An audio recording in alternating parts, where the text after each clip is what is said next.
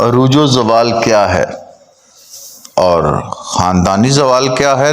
نسلوں میں زوال کب آتا ہے؟ نسلوں میں کلسلیں کب پیدا ہوتی ہیں اور یہ کلسلیں کسے کہتے ہیں؟ ہمیں سوچنا ہوگا، دیکھنا ہوگا کہ قوموں میں عروج ہوتا ہے، زمانوں میں عروج زوال کی بات آتی ہے، کیا واقعی خاندانوں میں عروج و زوال بیک وقت آتا ہے؟ اسی وقت اس میں عروج ہوتا ہے، اسی وقت اس میں زوال ہوتا ہے۔ ناظرین کرام، السلام علیکم ورحمۃ اللہ وبرکاتہ۔ آپ دیکھ رہے ہیں وار۔ آج ہم جس ٹاپک پہ بات کریں گے وہ ہے زوال۔ زوال کی بہت سی اقسام ہیں۔ ہمارے ہاں معاشرے میں قوموں کا زوال، اس کے بعد ہم ڈسکس کرتے ہیں کسی کے کاروبار میں عروج و زوال کے حوالے سے، یا معاشرتی ہماری جو عروج و زوال ہوتا ہے اس کے حوالے سے بات کرتے ہیں۔ مگر ایک زوال جس کی میں آج آپ کے سامنے مثال رکھنے جا رہا ہوں، یہ ہے خاندانوں کا عروج اور خاندانوں کا زوال۔ کسی بھی خاندان کے اندر عروج اس وقت ہوتا ہے جب اس گھر کے بڑے زندہ ہوتے ہیں۔ زوال کیا ہے؟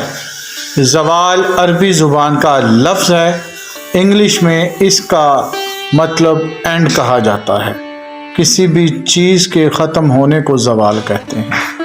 ہم اپنی اصلاح میں عروج و زوال کا ذکر کرتے ہیں۔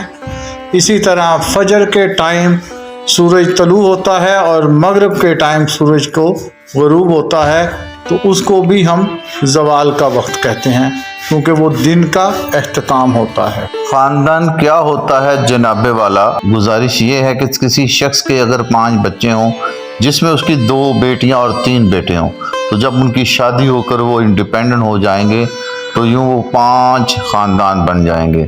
ان میں سے 3 بھائی ایک نسل سے ہوں گے، جبکہ 2 بہنیں علیحدہ خاندان میں چلے جائیں گے۔ اور اسی طرح ان 3 بھائیوں میں جو 3 بیویاں آئیں گی، اگر ان میں سے کوئی اپنے خاندان کے حوالے سے اس کی مخالفت کرے، اس کی روایات کی، تو پھر وہ جو نئی نسل بنے گی، وہ اس نسل کے اندر جو تبدیلی آئے گی، اس حوالے سے ہم اس کو کہتے ہیں کہ نسلوں میں کلسلیں پیدا ہونا۔ اللہ کریم نے خاندانوں کے زوال میں ان کے عروج کو چھپا رکھا ہے۔ جب کوئی خاندان ٹوٹتا ہے تو نئے خاندان بنتے ہیں۔ تو دیکھا جائے تو جو گھر ٹوٹ رہا ہوتا ہے اس پر تو زوال ہے، مگر جو وہ نئی بہویں آئی ہیں جو خود مختاری کی طرف جاتی ہیں، یہ ان کے عروج کا زمانہ ہے۔ بابا جی کہتے ہیں کہ پتر، جب کوئی فرد ان افراد سے، ان لوگوں سے ملنا چھوڑ دے اور ان کی غم خوشی میں جانا چھوڑ دے جو تمہارے والدین کے جنازوں میں آئے ہیں، تو سمجھ لو خاندان کا زوال شروع ہو گیا۔ بابا جی نے ایک گہری سانس لی اور فرمایا، پتر، جن لوگوں سے تمہارے والدین محبت کرتے تھے اور تمہارے گھروں میں ان کے لیے عالی شان کھانا بنایا جاتا تھا، تمہارے والدین کے جانے کے بعد اگر وہ تمہارے گھر کا رخ نہ کریں تو سمجھ لینا تمہاری نسلوں میں کلسلیں پیدا ہو گئی ہیں۔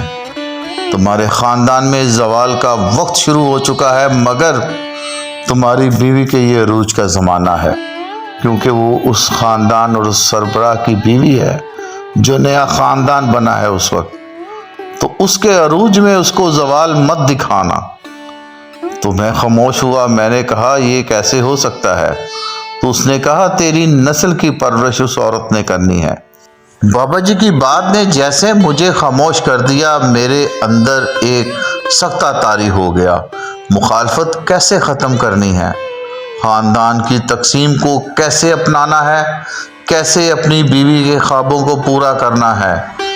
یہ تمہارا کام ہے بیٹا۔ جہاں تمہاری بیوی ملکہ بننا چاہتی ہے، وہاں تم خود بادشاہ بن جاؤ، حکومت کرو اور دیکھو، پھر تمہیں خود فیصلے کرنے ہوں گے۔